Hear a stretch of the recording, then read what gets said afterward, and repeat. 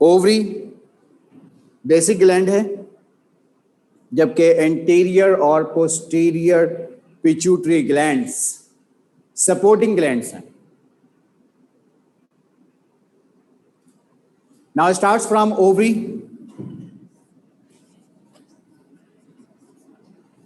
Numbers 2, size 3.5 centimeter square, shape round, location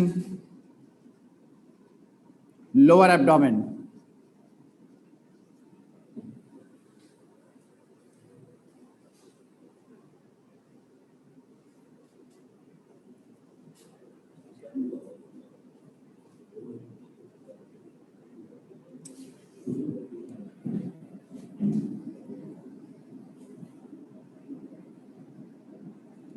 ovary को हम दो हिस्सों में डिवाइड करते हैं.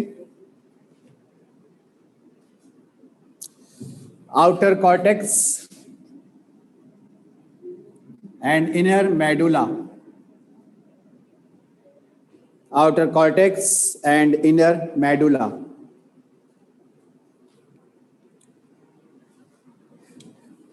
मेडुला के अंदर छोटे छोटे से पाउचेस होते हैं जिसे प्रीमेटिव फॉलिकल्स कहते हैं. Primitive follicles. Primitive follicles means premature follicles.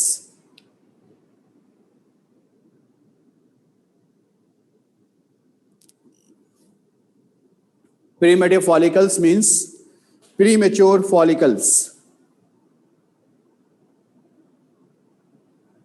Mohammad Fayaz, yes इंशाल्लाह.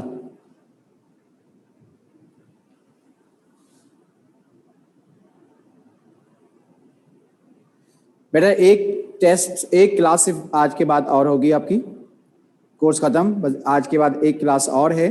उसके बाद जो रिमेनिंग टेस्ट हैं वो भी होंगे, ग्रांड टेस्ट भी होगा और इंशाल्लाह प्रैक्टिस भी आपको करवाने की कोशिश की जाएगी.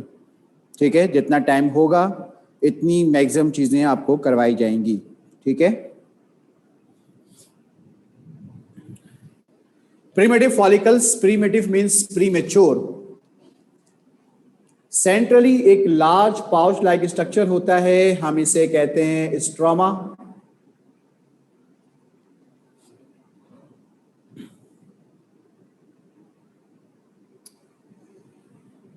स्ट्रोमा के अंदर दो किस्म के हार्मोन्स बनते हैं, estrogen and progesterone. Estrogen and progesterone.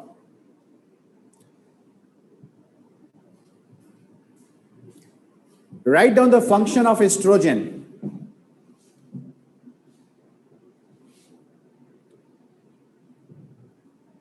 Formation of ovum,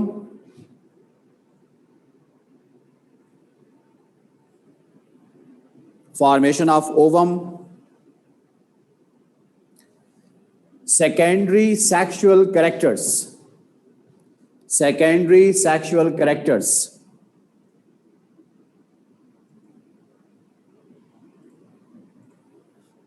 secondary sexual characters, enlargement of breast size, enlargement of breast size especially during first pregnancy, especially during first pregnancy. Now progesterone, function of progesterone hormone. Number 1, formation of corpus luteum. Formation of corpus luteum.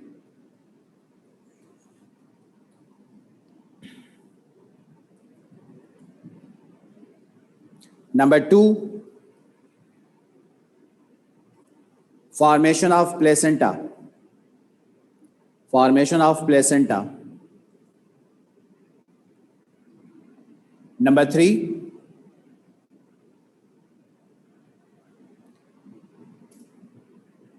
enlargement of uterus size, enlargement of uterus size during pregnancy. Anterior pituitary gland release करता है hormone जिसका नाम है FSH, follicle stimulating hormone, follicle stimulating hormone. Follicle stimulating hormone primitive follicles को mature करता है। ये hormone primitive follicles को मैच्योर करता है और जब ये फॉलिकल्स मैच्योर हो जाते हैं तो हम इन्हें ग्राफियन फॉलिकल्स कहते हैं। Graafian follicles. तो ग्राफियन फॉलिकल्स बनने के बाद इसी के अंदर ओवम की फॉर्मेशन होती है।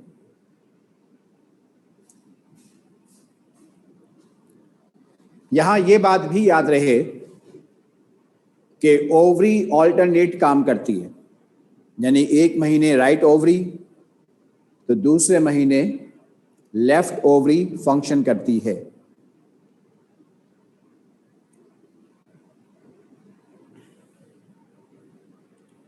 Now role of ovary.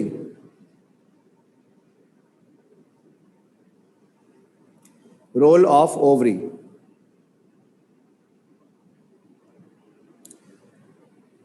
Ovary के दो फंक्शंस हैं, oogenesis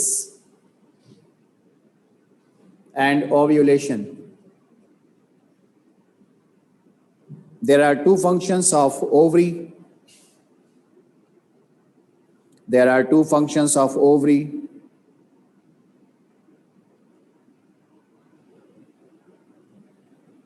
Oogenesis and ovulation.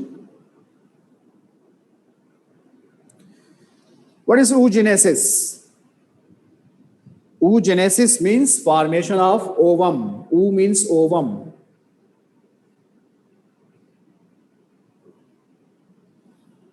oogenesis, formation of ovum.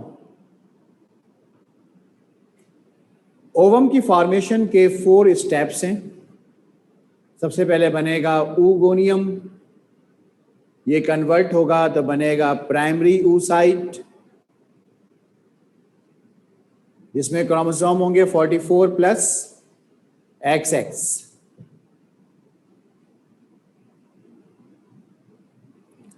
(44 plus XX). Secondary oocytes बनेंगे इसके बाद। तो अब क्रोमोसोम एक सेल में होगा 22 प्लस X और दूसरे में भी 22 प्लस X।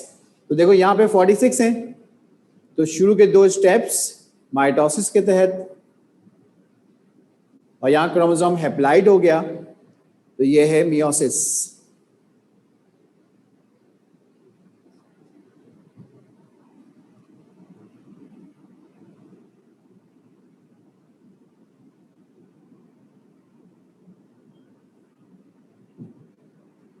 और फाइनली चौथे स्टेप में ओवम या एग सेल की फॉर्मेशन हो जाती है।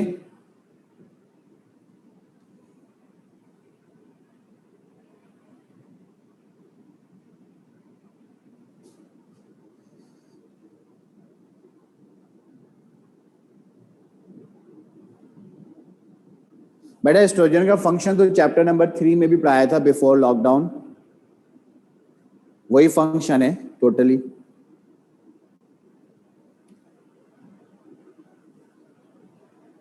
टू 2510 जी, बोलें क्या है, कोई सवाल है? ओवम या एग सेल ये सबसे सिंपलेस्ट सेल है, जिसमें सबसे बाहर की तरफ होती है व्हाइट लाइन मेम्ब्रेन। देखिए व्हाइट लाइन मेम्ब्रेन कोई नई चीज नहीं है, जिसको हम सेल मेम्ब्रेन कहते हैं डिफरेंशिएशन के लिए, उसी का नाम यहां पर व्हाइट लाइन मेम्ब्रेन है। ये न्यूक्लियस है और ये cytoplasm. Very very very simple diagram.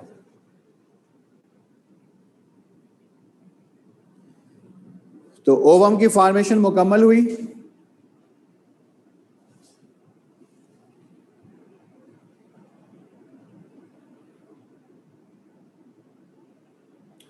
Now ovulation. What is ovulation?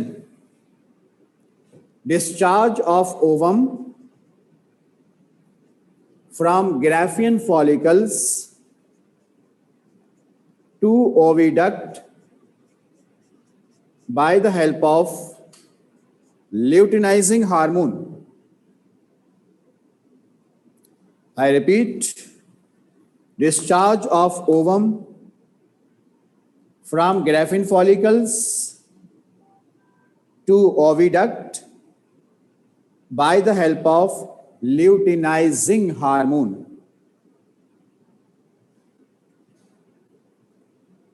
ये ल्यूटिनाइजिंग हार्मोन भी आपने पढ़ा है कि ये भी एंटीरियर पिट्यूटरी ग्लैंड से रिलीज होता है। तो अब ओवम ओवरी से निकलकर ओविडक्ट में आ चुका है और हमारी नेक्स्ट हेडिंग ओविडक्ट है। यहां तक जो बोर्ड वर्क है, अगर आप स्क्रीनशॉट कैप्चर करना चाहते हैं तो जल्दी से कर लें। इसके बाद हम बोर्ड इरेज करेंगे और हमारी नेक्स्ट हेडिंग होगी oviduct.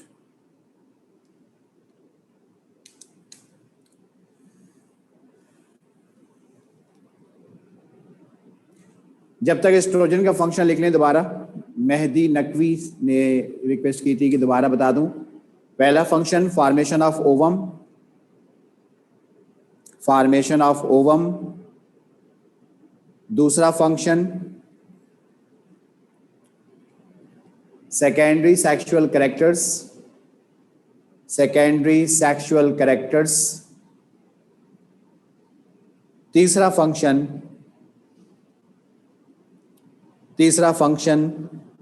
enlargement of breast size, enlargement of breast size, especially during first pregnancy, especially during first pregnancy. Now your next heading is oviduct. Oviduct का दूसरा नाम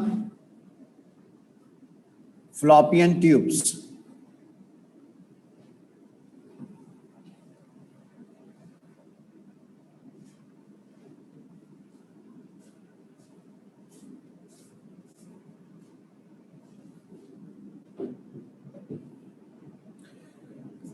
ओविडक्ट या फ्लॉपियन ट्यूब्स। देखिए ये ओवरी है और इस ओवरी से ये जो स्ट्रक्चर कनेक्टेड है हम इसे ओविडक्ट कहते हैं। इस ओविडक्ट का जो पहला हिस्सा है, फर्स्ट पार्ट, इसका नाम है ओविडक्टल फनल।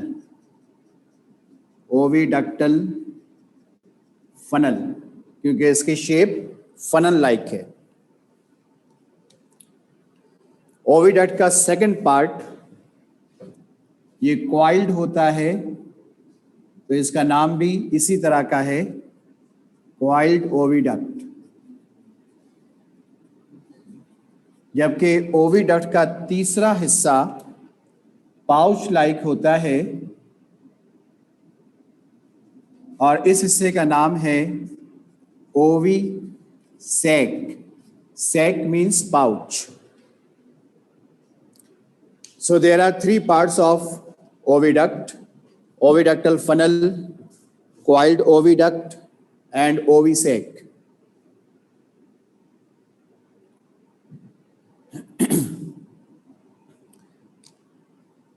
ओविडक्ट का फंक्शन,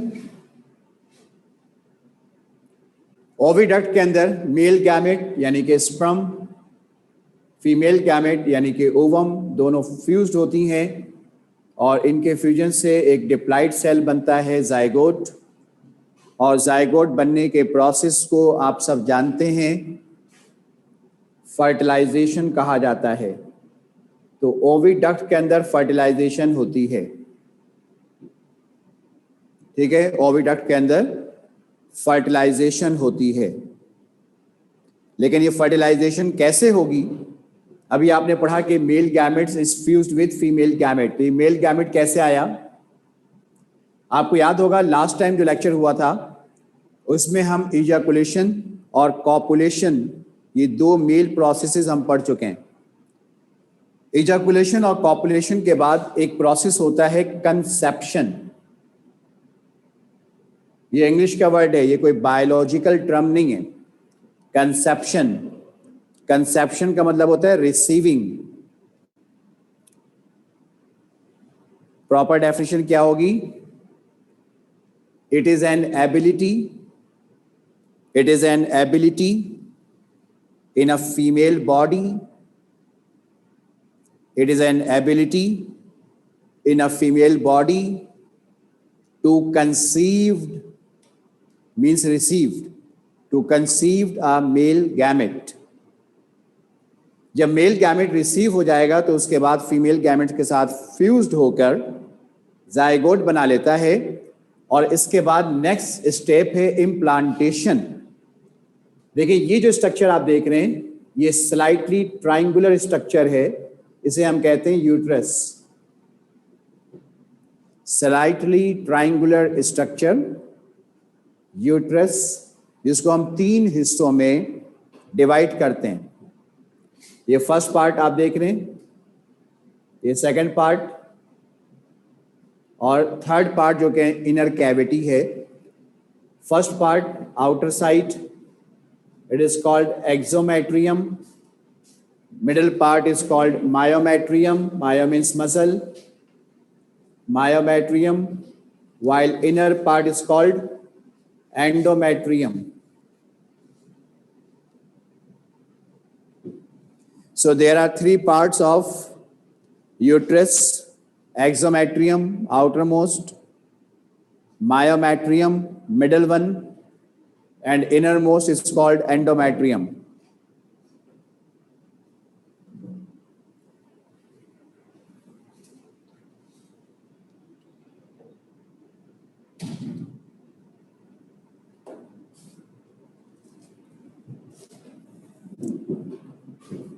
तो प्रोसेस देखिए कैसे हुआ। पहले oogenesis, अभी हमने पढ़ा है, पहले oogenesis, फिर ओव्यूलेशन, ओव्यूलेशन के बाद कंसेप्शन, फिर फर्टिलाइजेशन। अब ये जाइगोट यूट्रस में आ जाता है, तो इस प्रोसेस को कहते हैं इम्प्लांटेशन।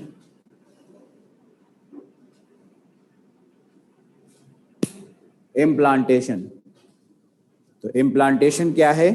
ये भी इंग्लिश का वर्ड है। फर्टिलाइज्ड एग यानी कि zygote is implanted into the uterus.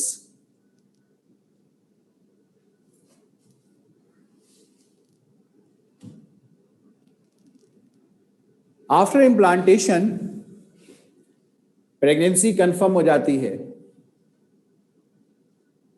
After implantation pregnancy confirm हो जाती है, और आप इस बात को यकीनी तौर पर जानते हैं कि इंसानों के अंदर प्रेगनेंसी की ड्यूरेशन होती है 9 मंथ,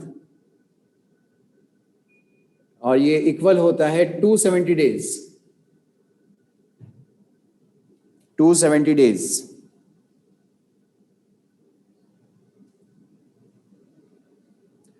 तो ये जो आप देख रहे हैं 9 मंथ की ड्यूरेशन, इसे हम कहते हैं गेस्टेशनल पीरियड, क्योंकि प्रेगनेंसी को गेस्टेशन भी कहते हैं। बेटा फर्टिलाइजेशन ओविडक्ट में होती है। गेस्टेशनल पीरियड ये ड्यूरेशन है प्रेगनेंसी की, इसको हम कहते हैं गेस्टेशनल पीरियड। इस गेस्टेशनल पीरियड को हम 3 हिस्सों में डिवाइड करते हैं। फर्स्ट ट्राइमेस्टर, देखिए क्या लिखा हुआ है, trimester. Try means 3, mister means month. 9 महीनों को 3 हिस्सों में डिवाइड करेंगे। तो फर्स्ट ट्राइमेस्टर शुरू के 3 महीने, सेकेंड ट्राइमेस्टर दरमियान के 3 महीने और थर्ड ट्राइमेस्टर आखिरी के 3 महीने।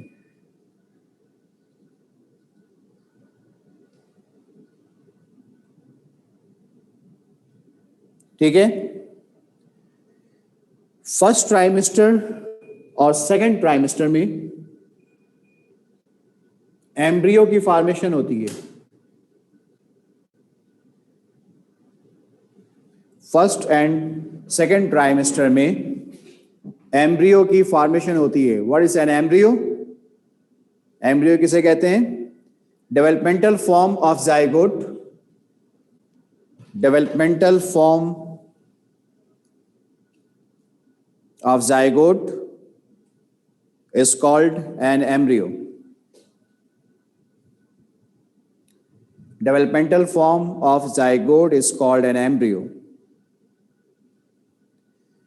जब जाइगोट डेवलप होता है और स्ट्रक्चर्स बनना शुरू हो जाते हैं तो हम उस इनिशियल स्ट्रक्चर को एम्ब्रियो कहते हैं। थर्ड ट्राइमेस्टर में एम्ब्रियो मैच्योर होता है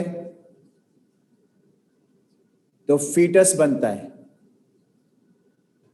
थर्ड ट्राइमेस्टर में एम्ब्रियो मैच्योर होता है तो फीटस बनता है।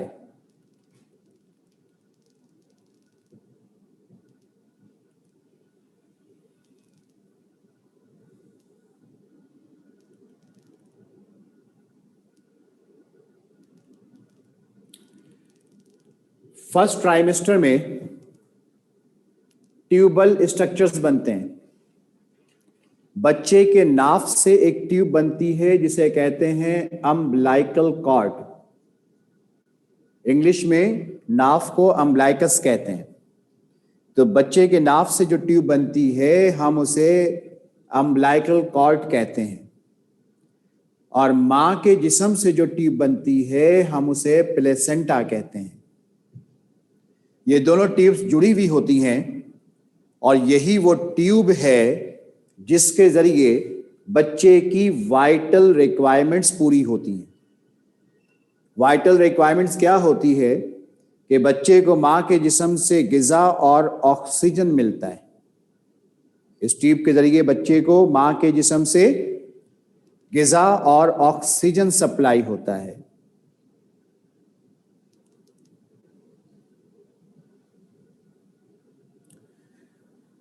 और इसी ट्यूब की मदद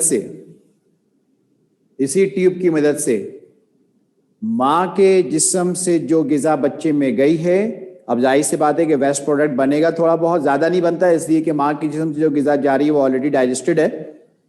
तो किसी हद तक वेस्ट प्रोडक्ट और सबसे बेसिक कार्बन डाइऑक्साइड, ये सारी चीज़ें इन्हीं ट्यूब की मदद से बच्चे से मां में जाती है और मां के जिस्म से रिमूव होती है।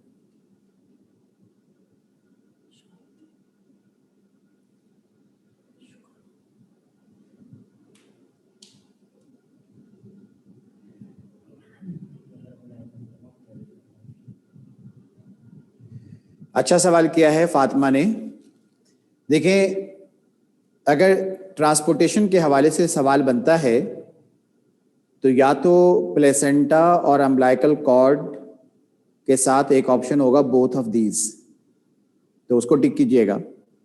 लेकिन अगर बोथ ऑफ दीज का ऑप्शन नहीं है तो अगर हम अम्बलाइकल कॉर्ड के फंक्शन को देखें तो जो चीज़ें बच्चे के जिस्म से निकल रही हैं उसमें पहला किरदार अम्बलाइकल कॉर्ड का है और वो है वेस्ट प्रोडक्ट और कार्बन डाइऑक्साइड।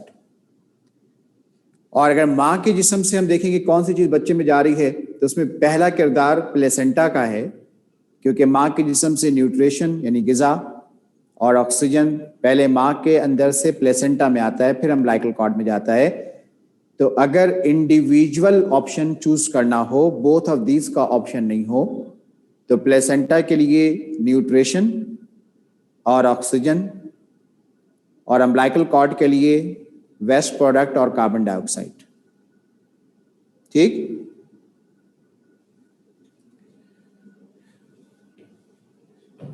प्लेसेंटा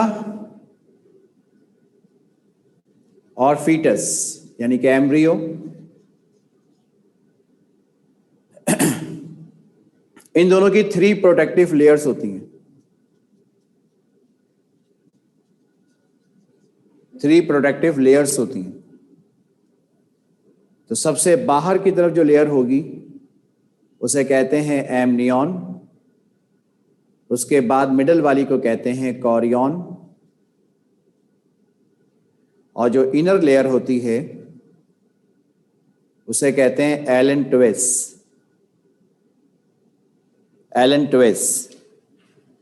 तो देखो, ये आउटर है एमनियॉन, ये मिडल है कॉरियन, ये इनर है एलेंटोइस। तो एमनियॉन और कॉरियन के दरमियान में ये जो कैविटी है इसे कहते हैं एमनियोटिक कैविटी। एमनियोटिक कैविटी कहाँ मौजूद है? In between amnion and chorion.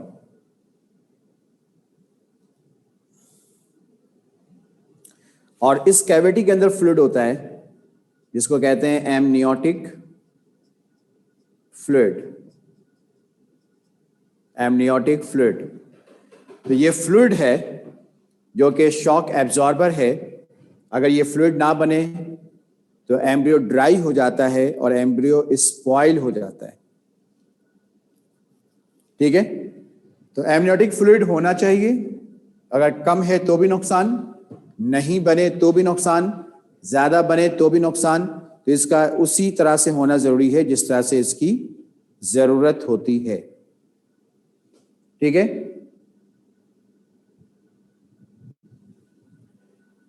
आ रही बात समझ में? तो एमनियोटिक फ्लूइड शॉक एब्जॉर्बर है और बच्चे को स्लाइटली लिक्विड मीडियम प्रोवाइड करता है, क्योंकि ड्राइनेस एम्ब्रियो की डेथ है। अगर किसी बच्चे की पैदाइश वक्त से पहले 7वें या 8वें महीने में हो जाती है, अगर किसी बच्चे की पैदाइश वक्त से पहले 7वें या 8वें महीने में हो जाती है तो हम उसे प्री टर्म चाइल्ड या प्री मेच्योर चाइल्ड कहते हैं। हम उसे प्री टर्म चाइल्ड या प्री मेच्योर चाइल्ड कहते हैं उस बच्चे को जिसकी पैदाइश वक्त से पहले हो जाए। चूंकि अभी आपने पढ़ा है कि एम्ब्रियो की जो मैच्योरेशन है वो 7वें महीने से शुरू होती है, जाहिर सी बात है कि ये जो बच्चा पैदा होगा ये प्री मेच्योर होगा और इन बच्चों में सर्वाइवल रेट कम होता है। ठीक है? इन बच्चों में सर्वाइवल रेट कम होता है। जो बच्चे 9 मंथ पे डिलीवर होते हैं, 9 मंथ का मतलब 265 डेज भी हो सकता है, 270 भी हो सकता है और 275 भी हो सकता है।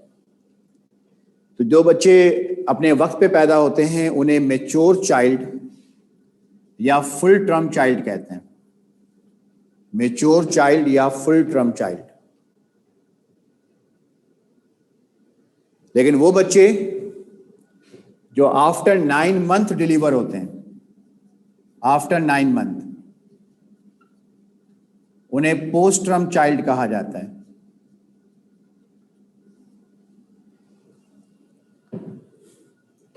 आज भी जो रूरल एरियाज हैं वहां पे ये कॉन्सेप्ट मौजूद है पोस्ट टर्म, लेकिन अर्बन एरियाज में अब ऐसा नहीं होता।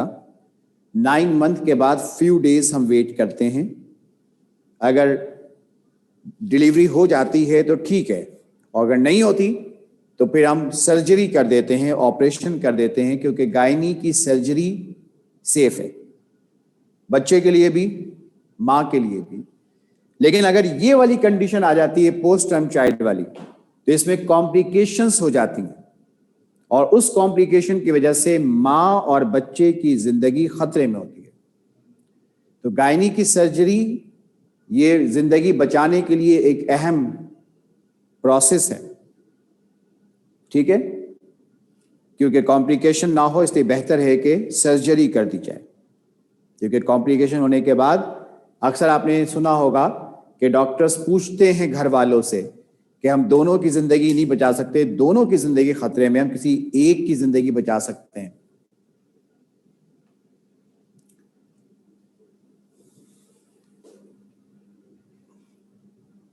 एमनियोसेंटेसिस आप चैप्टर 9 सेकेंड ए में पढ़ेंगे।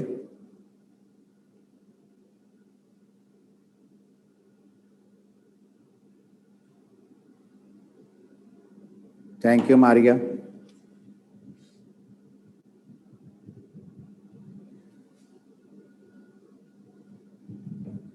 ठीक है, चलें आगे।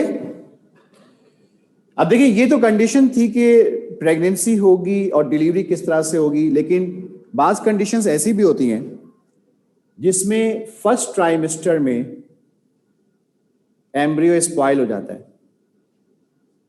फर्स्ट ट्राइमेस्टर में एम्ब्रियो स्पॉइल हो जाता है, एम्ब्रियो की डेथ हो जाती है। इसे हम एबॉर्शन कहते हैं।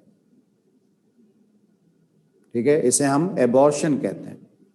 अगर फर्स्ट ट्राइमेस्टर यानी कि पहले, दूसरे या तीसरे महीने में अगर एम्ब्रियो स्पॉइल हो जाए तो हम उसे एबॉर्शन कहते हैं, क्योंकि इस स्टेज में बोन्स इतनी नहीं बनी हुई होती, हार्ड स्ट्रक्चर्स बने हुए नहीं होते, बल्कि ये खून का एक लोथड़ा होता है। वो आपने कुरान पाक की एक आयत पढ़ी होगी ना कि अल्लाह ताला ने इंसान को जन्मे हुए खून से पैदा किया। तो ये खून का एक लोथड़ा होता है पहले दूसरे महीने में, तो उसमें चूंकि स्ट्रक्चर्स बने हुए नहीं होते, तो इसलिए यहाँ पे हम सर्जरी नहीं करते, बल्कि सर्विक्स और विजाइना को डायलेट करके यहाँ से हम एम्ब्रियो को रिमूव कर देते हैं और यूट्रस को फ्लैश कर देते हैं। आपने एक प्रोसेस का नाम सुना होगा, डीएनसी, डायलिटेशन एंड क्यूरेटाज। ठीक है, तो डीएनसी का प्रोसेस बहुत कॉमन प्रोसेस है और लोगों को फुल फॉर्म नहीं पता होता, लेकिन डीएनसी बहुत से लोग कह रहे होते हैं। ठीक है, तो ये डीएनसी करते हैं इसके अंदर, और इस डीएनसी के अंदर हम एम्ब्रियो को रिमूव कर देते हैं, क्योंकि एम्ब्रियो स्पॉइल हो चुका है, और यूट्रस को फ्लैश कर देते हैं ताकि किसी किस्म का कोई इन्फेक्शन ना हो।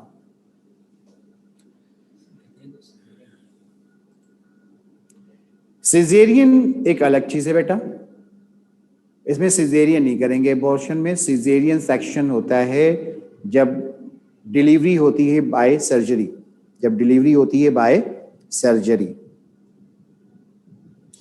ठीक है,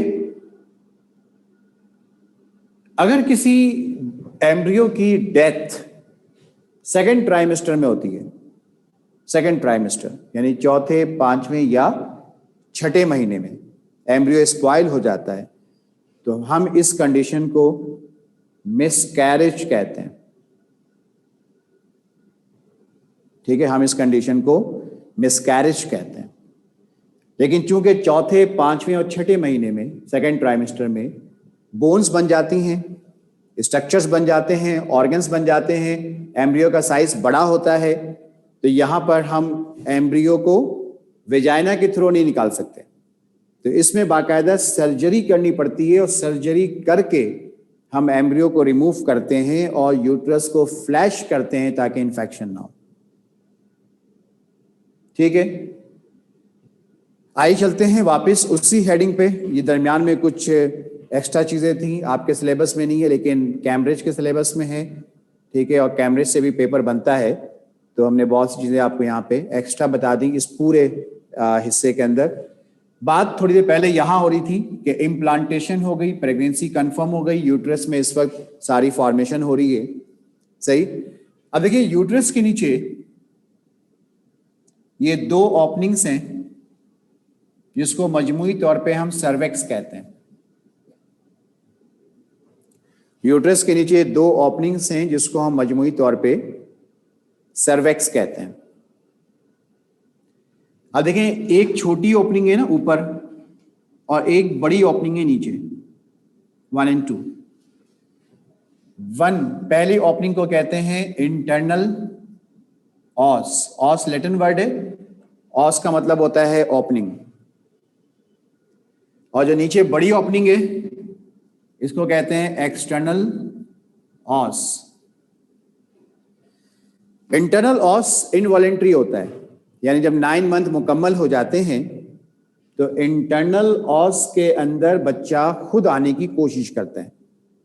लेकिन एक्सटर्नल ऑस और इसके आगे अब यहाँ पे मदर इफेक्ट्स बहुत ज्यादा काउंट करेगा, माँ की कोशिश बहुत ज्यादा काउंट करेगी। जहां एक्सटर्नल ऑस है, इसके नीचे एक बोनी प्रोमिनेंसी होती है। बोन नहीं कहा मैंने, जुमले पे गौर कीजिए, मैंने कहा बोनी प्रोमिनेंसी, यानी हड्डियों की तरह एक सख्त चीज पाई जाती है, इसे कहते हैं क्लाइटोरिस। क्लाइटोरिस। इस क्लाइटोरिस के दोनों तरफ एक लार्ज फ्लैप होता है। This large flap is called labia majora. Labia majora, majora means large. और इसके अंदर एक स्मॉल फ्लैप होता है, एक स्मॉल फ्लैप होता है, इसे कहते हैं लेबिया माइनोरा। और ये जो सेंट्रल ओपनिंग है, this central opening is called vagina. तो मजमूई तौर पे यहां पे 4 बेसिक स्ट्रक्चर्स होते हैं, ठीक है, 4 बेसिक स्ट्रक्चर्स होते हैं। जब मेडिकल साइंस में जाओगे तो आप पढ़ोगे कि यहाँ पे 9 चीजें होती हैं, लेकिन हमने इसमें से इंटर के लेवल के हिसाब से 4 चीजें आपको बताई। एक बोनी प्रोमिनेंसी क्लाइटोरिस, 2 बड़े फ्लैप्स लेबिया मेजोरा, 2 छोटे फ्लैप्स जो मैंने ब्लैक से बनाए labia minora, and this central opening is called vagina. ये कितनी चीजें हो गई? 1 2 3 4।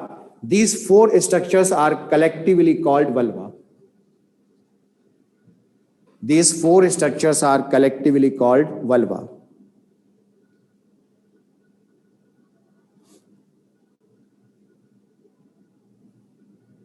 ठीक है, इसी वल्वा को एक्सटर्नल जेनाइटल ऑर्गन्स भी कहते हैं, एक्सटर्नल जेनाइटल ऑर्गन्स भी कहते हैं, ठीक है। ये जो क्लाइटोरिस है, एक सवाल भी आया हुआ है, ठीक है। क्लाइटोरिस, बाज वोमेन्स में क्लाइटोरिस का साइज बड़ा होता है, जिसकी वजह से सर्विक्स और वेजाइना की ओपनिंग छोटी हो जाती है। उन खवातीन में कभी भी नॉर्मल डिलीवरी नहीं होती, बल्कि सीजेरियन सेक्शन ही करना पड़ता है, ठीक है। तो क्लाइटोरिस का साइज अगर कम है तो नॉर्मल डिलीवरीज के चांसेस ज्यादा होते हैं, ठीक है। ज्यादा क्लियर? अब 9 मंथ मुकम्मल हो चुके हैं। इस मौके पे पोस्टीरियर पिट्यूटरी ग्लैंड एक हार्मोन रिलीज करता है, जिसे कहते हैं ऑक्सीटोसिन। कब रिलीज होगा? जब 9 मंथ 270 डेज तकरीबन मुकम्मल हो जाए, तो पोस्टीरियर पिट्यूटरी ग्लैंड से हार्मोन रिलीज होता है ऑक्सीटोसिन। ये ऑक्सीटोसिन सर्विक्स को और वेजाइना को डायलेट करता है, इसके साइज को बढ़ाता है ताकि चाइल्ड को डिलीवर किया जा सके। ऑक्सीटोसिन सर्विक्स और वेजाइना को डायलेट करता है ताकि चाइल्ड को इजीली डिलीवर किया जा सके, ठीक है। दूसरा काम यह होता है कि multiple uterine contraction, multiple uterine contraction, multiple uterine contraction यानी कि यूट्रस को फ्रीक्वेंटली, बहुत तेजी के साथ और जल्दी जल्दी कॉन्ट्रैक्ट करवाता है, ताकि चाइल्ड अपनी जगह छोड़कर सर्विक्स की तरफ मूव करे, यूट्रस से निकले और सर्विक्स की तरफ मूव करे। तो बच्चे की मूवमेंट, यूट्रस का फ्रीक्वेंटली कॉन्ट्रैक्ट होना, रिलैक्स होना, ये एक सीवियर पेन जनरेट कर लेता है, जो कि अनबेयरेबल पेन होता है। हम उसे लेबर पेन कहते हैं। तो लेबर पेन, मां को जो आजमतें मिली हैं, 9 महीने की तकलीफ एक तरफ, लेबर पेन उस 9 महीने की तकलीफ से भी ज्यादा है। लेबर पेन जब स्टार्ट होता है तो it is an indication of delivery time. Labour pain इस बात की अलामत है कि अब चंद घंटों में डिलीवरी हो सकती है। तो जब लेबर पेन स्टार्ट होता है तो हम उस प्रेग्नेंट वुमेन को गायनी वार्ड के लेबर रूम में शिफ्ट कर देते हैं जहां पे नॉर्मल डिलीवरी होती है। ठीक है, ये point clear. After birth placenta का काम खत्म, अम्बिलिकल कॉर्ड का काम खत्म, दोनों चीजों का काम खत्म हो गया। तो अब आप इसको रिमूव कर देते हैं। आपके घर में किसी बच्चे की पैदाइश हुई हो तो आपने देखा होगा कि अम्बिलिकल कॉर्ड जो होता है ना, उसका छोटा सा हिस्सा छोड़ दिया जाता है और उस पर एक प्लास्टिक क्लिप कर दिया जाता है। ये वेस्टिजियल पार्ट है और आपने देखा होगा कि within few days umbilical cord का वो रिमेनिंग पार्ट और वो प्लास्टिक क्लैंप टूट जाती है, ब्रेक हो जाती है, खुद ब खुद गिर जाती है। ठीक है, लेकिन इस दौरान बच्चे के अंदर सफाई का खास ख्याल रखना जरूरी है। याद रखें इस बात को कि सर्दी का ही मौसम क्यों ना हो, सख्त तरीन सर्दियों का मौसम ही क्यों ना हो, आपको जितना सफाई रखना आपके लिए जरूरी है उससे कहीं ज्यादा बच्चे के लिए जरूरी है। ठीक है, सफाई नहीं रखेंगे अम्बिलिकस में इन्फेक्शन हो जाता है। ठीक है, अम्बिलिकस का स्ट्रक्चर खराब हो जाता है, इंजरीज हो जाती हैं। ठीक है, बहुत से पेशेंट्स हमारे पास आते हैं, ठीक है, जिनके बच्चों के अंदर जो 2 दिन 4 दिन 6 दिन का बच्चा होता है, 10 दिन का बच्चा होता है, अम्बिलिकल कॉर्ड के अंदर जख्म बन जाता है। ठीक है, ये कौन सी खवातीन है जो ये समझती हैं कि सर्दी का मौसम बच्चे को नहला नहीं सकते। ठीक है, बच्चों में सफाई का खास ख्याल रखें, आपसे ज्यादा जरूरी है बच्चे के लिए। सही, बाकी सफाई का खास ख्याल रखें, ड्राइनेस रखें, तो ये within few days umbilical cord का रिमेनिंग पार्ट खत्म हो जाता है। जबकि प्लेसेंटा ये तो हम आफ्टर बर्थ मुकम्मल तौर पे रिमूव कर देते हैं। सही है।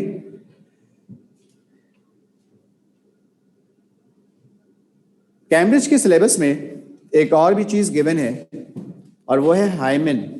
ये एक मेम्ब्रेन है, हाइमेन। ठीक है, ये इस पूरे एरिया के अंदर ये मेम्ब्रेन मौजूद होती है और ये वर्जिनिटी साइन है, वर्जिनिटी साइन है। ठीक है, आफ्टर फर्स्ट सेक्सुअल इंटरकोर्स ये मेम्ब्रेन रप्चर हो जाती है। ठीक है, बाकी अगर आप कैम्ब्रिज का सिलेबस यहाँ पे कोई बच्चा बैठा हो जो ए लेवल का हो तो उनके कोर्स में फैमिली प्लानिंग भी गिवन है। ठीक है, तो वो चीज़ें जो है बिल्कुल आउट ऑफ सिलेबस है, वो फेडरल, आगा खान और सिंध बोर्ड से बिल्कुल एक्स्ट्रा ऑर्डिनरी चीज़ें जो अब तक ना कभी आई हैं, एग्जाम में ना आएंगी। ठीक है, बहुत ज़्यादा वो चीज़ें पूछी जाती हैं जो आपके सिलेबस से बहुत क्लोज हो, भले आपकी बुक में ना हो लेकिन सिलेबस से बहुत क्लोज हो। ठीक है, अच्छा जी, अब यहाँ पे एक और हेडिंग है आपकी बुक में कि बच्चे की पैदाइश हो गई, आपने प्लेसेंटा रिमूव कर दिया, अम्बिलिकल कॉर्ड रिमूव कर दिया, अब बच्चा दुनिया में आ चुका है, अब उसकी नरिशमेंट हमारे लिए एक सबसे अहम काम है। बच्चे की नरिशमेंट का इंतजाम अल्लाह ताला ने खुद फरमा दिया और वो प्रोसेस है लैक्टेशन। तो आपकी बुक की नेक्स्ट हेडिंग है लैक्टेशन। लैक्टेशन का मतलब होता है formation of milk sugar, that is lactose. Formation of milk sugar यानी कि लैक्टोज।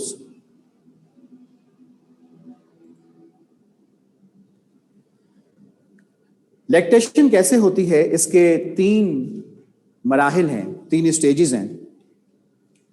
प्रेगनेंसी के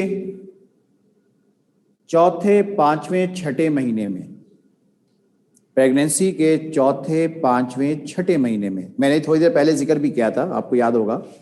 प्रेगनेंसी के चौथे, 5वें और 6ठे महीने में एस्ट्रोजन हार्मोन ब्रेस्ट डेवलपमेंट करता है और जो लैक्टेटरी टिश्यूज होते हैं, जो मिल्क प्रोड्यूसिंग टिश्यूज होते हैं, उन्हें डेवलप करता है। तो चौथे, 5वें, 6ठे महीने में ब्रेस्ट डेवलपमेंट बाय एस्ट्रोजन। और वो जो आपने कुरान में पढ़ा है ना कि अल्लाह ताला इंसान का रिस्क दुनिया में आने से पहले पैदा कर देता है, तो 7वें महीने के शुरू से लैक्टेशन स्टार्ट हो जाती है। ठीक है, प्रोलैक्टिन हार्मोन जिसका जिक्र चैप्टर 3 में भी किया था, प्रोलैक्टिन हार्मोन जो कि एंटीरियर पिट्यूटरी से रिलीज होता है, 7वें महीने से ये मिल्क प्रोड्यूस करना शुरू कर देता है। ठीक है, इस प्रोसेस को हम कहेंगे लैक्टेशन। आफ्टर बर्थ जब बच्चा निपल को सक करता है तो यहां ऑक्सीटोसिन निपल से मिल्क रिलीज करवाता है, यानी कि मेमरी ग्लैंड के अंदर बिफोर मैरिज ग्रोथ हार्मोन अपना काम करता है। आफ्टर मैरिज ड्यूरिंग प्रेगनेंसी पहले एस्ट्रोजन काम करता है, फिर प्रोलैक्टिन मिल्क बनाता है और फिर ऑक्सीटोसिन निपल से मिल्क रिलीज करवाता है। ठीक है,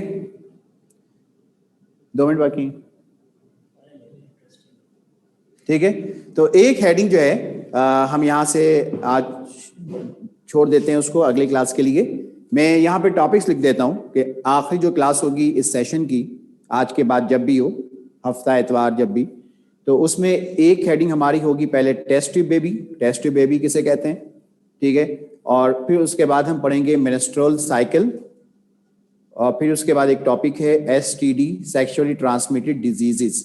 तो ये तीनों छोटे टॉपिक्स हैं जो इंशाल्लाह अगली क्लास में आपको कंप्लीट करवा कर इस चैप्टर को, बल्कि आपके सिलेबस को अल्हम्दुलिल्लाह मुकम्मल कर लिया जाएगा।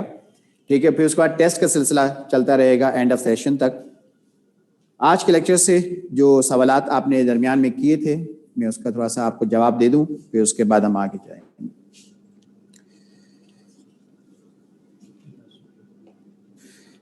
अम्बिलिकल कॉर्ड पूरा रिमूव कर देंगे तो बेटा जो फिजिकल पार्ट है बॉडी का वो डैमेज होगा, इसलिए उसको हम खुद ही रिमूव होने के लिए छोड़ देते हैं।